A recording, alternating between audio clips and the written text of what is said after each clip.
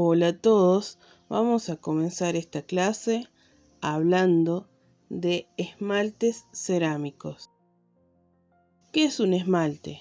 Por un lado, algunos autores dicen que es la mezcla de óxidos procesados que forman una capa vítrea sobre una pieza cerámica. Es impermeable, resistente, dura y fácil de limpiar. Otros autores dicen que es un vidrio fundido por la acción de altas temperaturas en un horno cerámico, que se solidifica a temperatura ambiente y es inalterable con el paso del tiempo. Acá tenemos la tabla de Seeger. Seeger nos dice que tenemos tres tipos de óxidos: básicos, neutros y ácidos. Los óxidos básicos actúan como fundentes. Esto quiere decir que disminuyen el punto de fusión de sílice.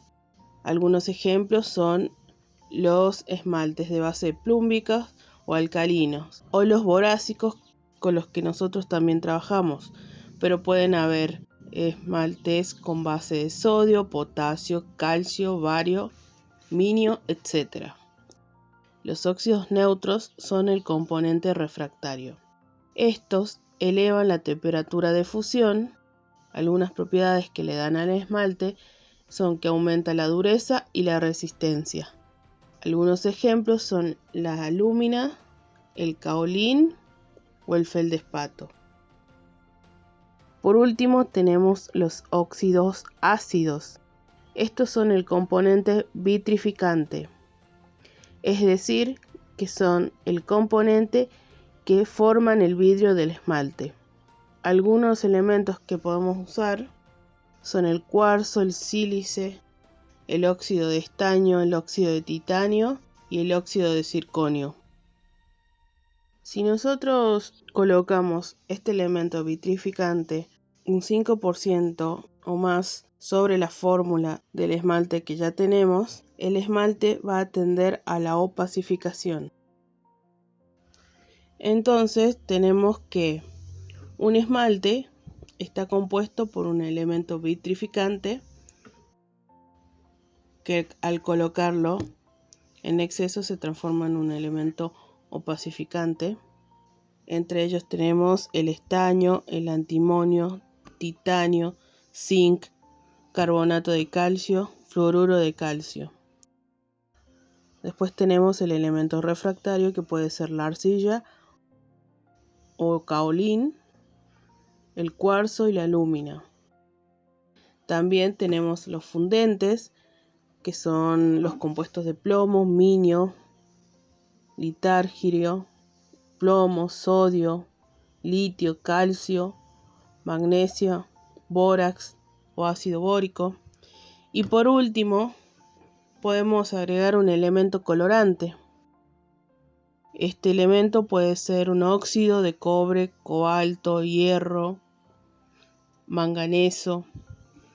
También puede ser un carbonato o puede ser un pigmento. Ahora que conocemos la composición química del esmalte,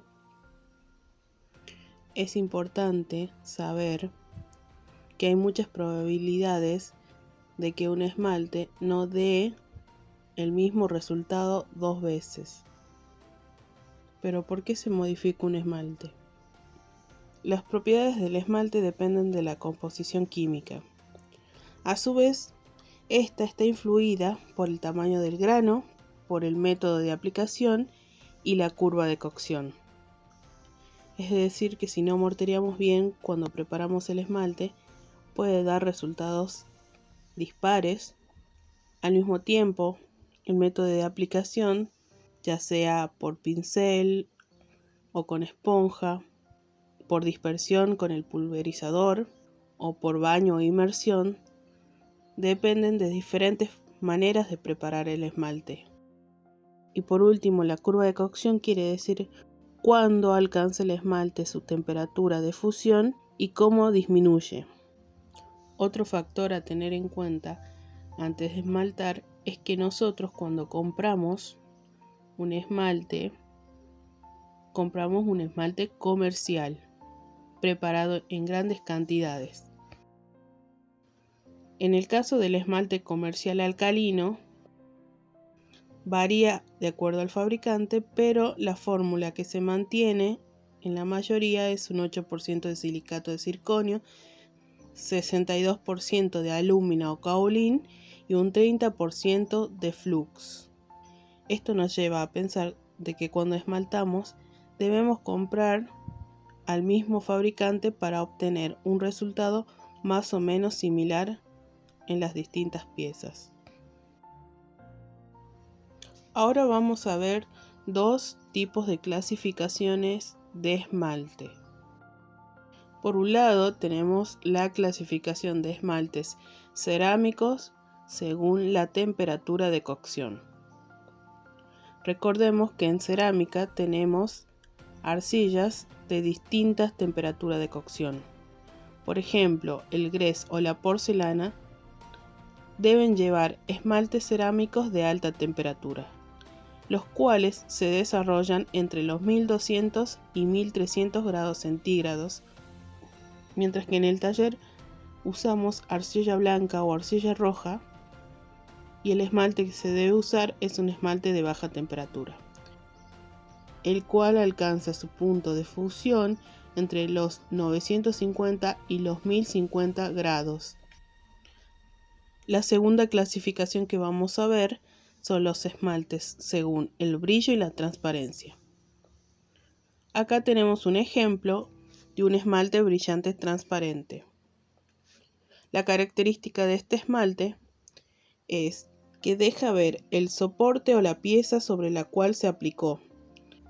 Por ello nosotros podemos ver que las muestras de arriba son de arcilla blanca, mientras que las muestras de abajo son de arcilla roja.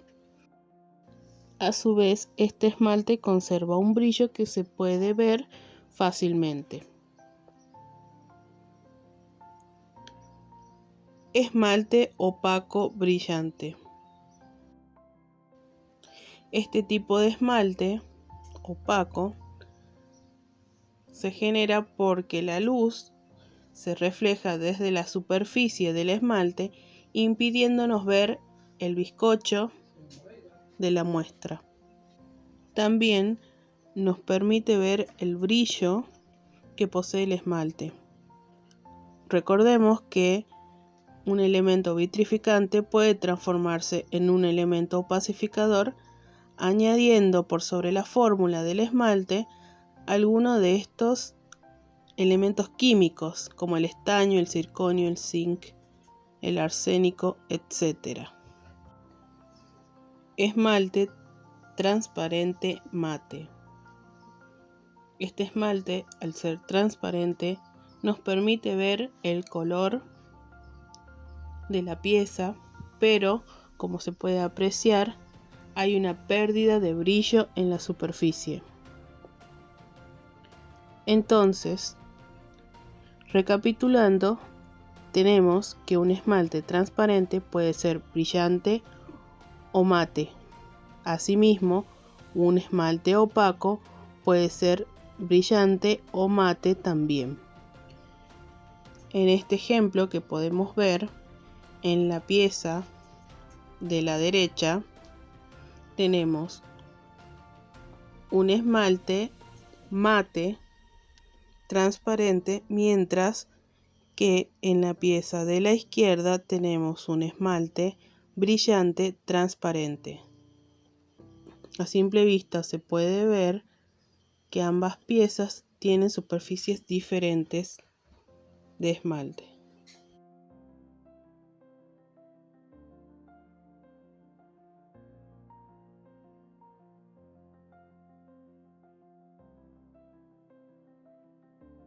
Esmalte blanco. En esta diapositiva podemos ver dos muestras, una con un esmalte transparente brillante y una con un esmalte blanco brillante. El esmalte transparente permite ver el bizcocho, que es de un tono un poco amarillento, mientras que el esmalte blanco brillante cubre por completo el bizcocho y el color blanco es mucho más apreciable. En esta diapositiva podemos ver cómo se puede ir modificando un esmalte blanco brillante a un esmalte blanco semimate y finalmente a un esmalte blanco mate. Como se puede ver, hay una notable pérdida de brillo en la superficie de las muestras, siendo que el esmalte blanco es ampliamente cubritivo en los tres casos. Esta modificación se logró aplicando una mayor cantidad de opacificante de forma progresiva para lograr pasar de un esmalte blanco brillante a un esmalte blanco mate.